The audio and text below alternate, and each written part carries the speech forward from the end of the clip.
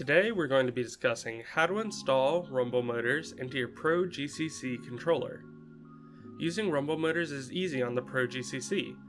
The controller supports both ERM and LRA rumble motors. What exactly are ERM and LRA rumble motors? Well, ERM motors are eccentric rotating mass motors. They're probably the type that you think of when you think of a rumble motor. They have a mass on the end of a spinning rod that allows the movement to be felt through whatever device it's in. Large versions of these motors were used in older style controllers like the Xbox 360. Now onto LRA rumble motors. They are linear resonant actuator motors. They are motors that move back and forth in one direction to generate the movement. So rather than spinning in a circle, a weight is moved up and down or front to back depending on the mounting direction. So which is better? Well, for our purposes, we like to use ERM coin style motors because they fit into our shell with no modifications. However, some people like the feel of the LRA style motors better. Let's discuss how to install each type of motor separately, starting with LRA. If you're using the shells that we sell on our site, then you'll need to trim away part of the plastic shell in order for the LRA motors to have a place to sit. You will need to trim the highlighted plastic. We use flush cutters and X-Acto knives for this process. Just be sure to take your time and be careful not to hurt yourself. After you've cleared away the plastic, you'll need to desolder the old wires from the LRA rumble motor and solder longer ones in their place in order to be able to reach the motor pads.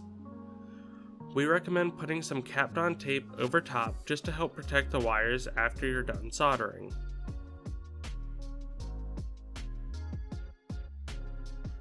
For the LRA style motors, we use adhesive from IPS kits because we have plenty of it around the office. However, mounting tape or any double-sided tape should work too. LRA motors fill out the shell better than the coin style that we'll be discussing in a minute, so you shouldn't need too much adhesive, just a single piece should work. The top of the shell also closes down onto the motor, helping encapsulate it. Once you've got both motors mounted and soldered onto the pads located here, you can reassemble your controller. To enable rumble motors, hold plus while plugging your controller in. From here, you should have working rumble motors. Now onto ERM style motors. We specifically use coin style motors because they fit into our controller well and don't require any trimming. We use 10mm coin style motors. The motors that we use have adhesive pre-adhered on the back. We first stick that down to the bottom of the controller.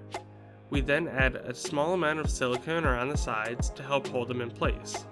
This step is optional, but some people prefer to have them more securely mounted. We also add in silicone bumper pads that are typically used for furniture or cabinets.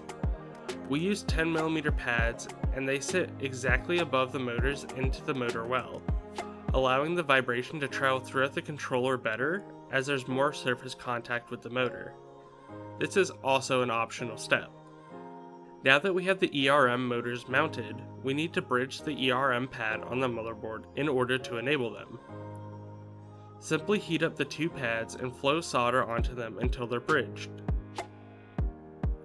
We then connect the motors to their pads. The polarity doesn't matter. You can then put your controller back together as normal and hold plus while plugging the controller in to enable your rumble motors.